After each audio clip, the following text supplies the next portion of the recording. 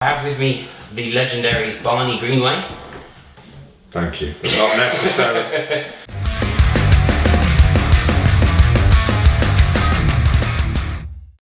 Cool. So I'll get straight into it. So your album Apex Predator Easy Meat could be seen as quite a good metaphor for what's going on in England at the moment. So what's your opinion of Theresa May versus Corbyn and Yeah, that sort of stuff? well, I mean, I was always anti-Tory, you know, I've always have been. I grew up that way. My family are all trade union members. But we're not just anti-Tory just because, you know, we are anti-Tory for a reason, you know. I don't think any party or organisation that espouses that some people should have everything, and in that way, because they have everything, they have more nous or talent to throw the breadcrumbs out to everybody else. I just don't think that's a good way for things to run, you know. I think society as a concept, we're going a little bit deeper here, it's not a great thing actually. I think that because it reinforces that whole thing of, well, you must have some people at the top, you know, who enjoy the pleasures and the fruits, and then it follows you must have those below that do the donkey work and get the whatever scraps can be thrown from the table. I just don't think that's right, you know. If we have evolved to be humane human beings and humanity does actually exist, then this is not the way to live, you know, as far as I'm concerned. So I constantly always work towards being the antithesis of that.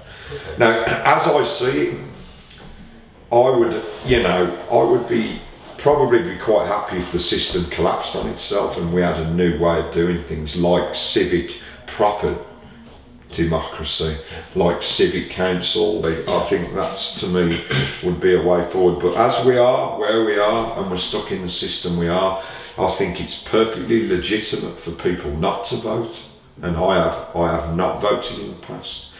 Okay. But right now it's very important for me to get the Tories out before they do the damage that I believe, in my opinion, that they're going to do. Yeah. So I will be voting Labour. I don't look as personalities first, look at Jeremy Corbyn and it doesn't I'm not instantly angered, you know. I think that the policies that he's put out, as far as I've read from this manifesto that was supposedly leaked, you know, I looked at every point and I don't have a problem with any of it. In fact, I'm very in favour of all of it, pretty much. I've kind of flitted between the three depending on what the situation was at the time. Yeah, Green Party's great. It's kind of an idealistic sort of idea, though, I think. Well, not how though, because if you look at the very tenets of what they're trying to do, see, here's the thing: people always say, "Oh, that's too radical." Well, is it really radical to wish that everybody had a dignified existence, or just a few people? You know. So what do we want? You know, do we want equality or do we not want equality? You know, surely we want equality, or I'm assuming that we all do, you know. So I would suggest that people like the Green Party don't have it wrong. Actually, they have it very right. It's more than an ideal, though. You know, it's moving towards 100% sustainable energy. Well, we've already seen how things have developed over the years. You know. Tackling the meat industry, you know, and the myths surrounding that it's essential to human existence. Not true. I don't necessarily know whether the country has moved to a more selfish position as a whole. I think it's probably because they've been bombarded with so much crap, you know, from a very, very strong right-wing media in this country, because they are, you know, very, very influential, and I think a lot of people have been fucking kicked in that general direction, you know. But some of us, I like to think, have a good bullshit filter, you know. So, you know, a lot of people harp on about Liverpool and its kind of musical state there.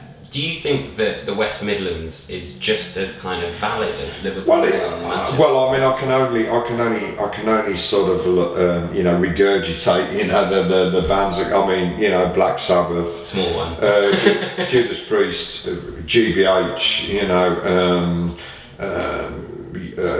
well, UB40, Steel Pulse, Duran Duran, Electric Light Orchestra, you know, the list goes on and on and on, you know, Birmingham has a rich heritage. Do I over-romanticise it? No, I don't, you know, because I think that whilst it's great that it happened in Birmingham and it did give us this richness, you know, it could have happened anywhere, man. You know, okay, it's an industrial town, but there are many other industrial towns around the world that didn't have the same musical richness, arguably. So, you know, could have happened anywhere. Yeah. Fair enough. So, is there a new album?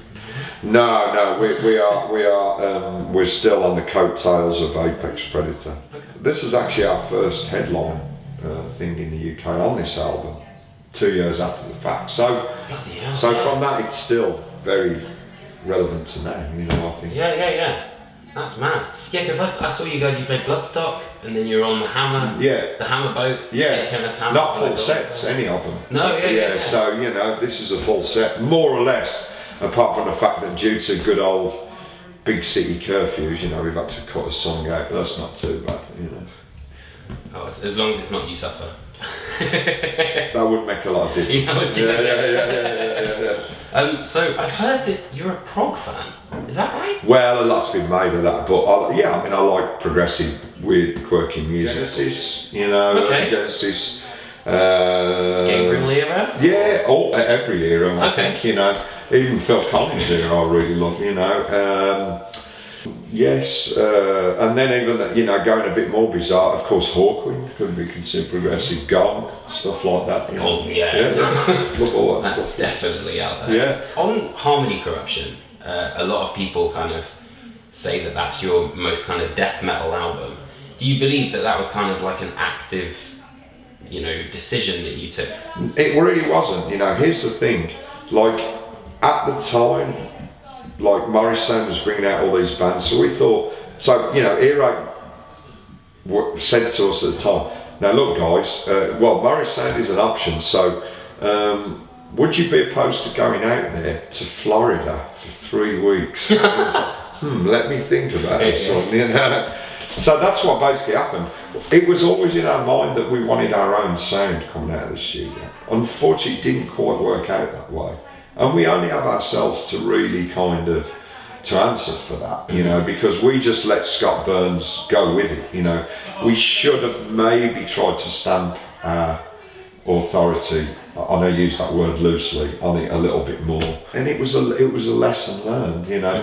And of course the irony is that for a lot of people that's their favourite album, you know. And don't get me wrong, I like the album, but I just wish the production was more raw and more had more presence to it, you know, and because it just lacks an edge. It sounds like an edge has been shaved off to me, you know. It's quite thin and boxy. I do kind of see what you mean. That's classic of Scott Burns' sound. Yeah, I think. Which is not an Napalm sound.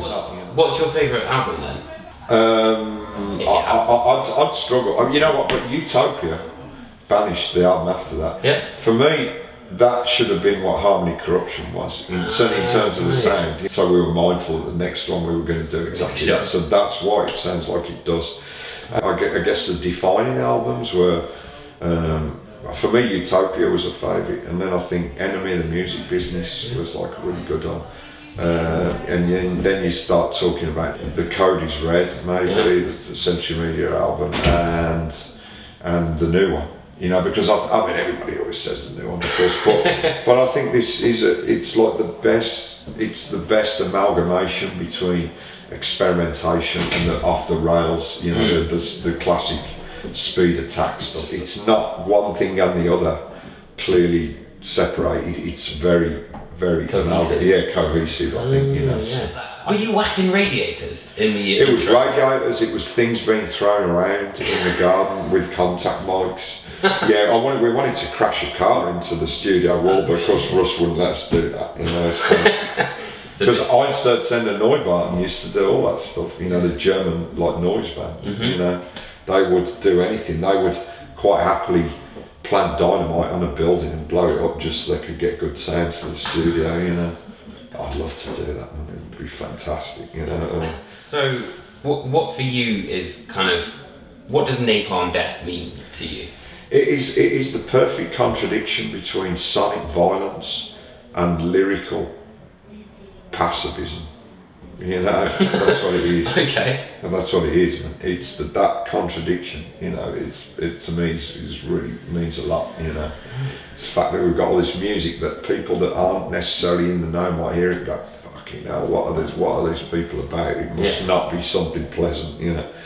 But then, you know, the lyrics are about pushing humanity, basically. Yeah. About always pushing that, you know, always trying to put ideas on the table that represent, you know, dignity for all sentient beings, you know, that people should live without fear of being persecuted, harassed, you know. How has it come to the point where we are incredibly evolved, you know, of course we are, we're the top of the chain, yet we still do the most fucking hideous things to each other, you know, in the name of power and, you know, and being top of the heap, you know. That's not what Darwinism was about, you know. It wasn't, you know. It's regressive, if anything. Yeah, it's regressive, not you know, not progressive. Thank you very much. Yeah, no worries. Having a chat. Yeah, cheers. Yeah, Take care, man.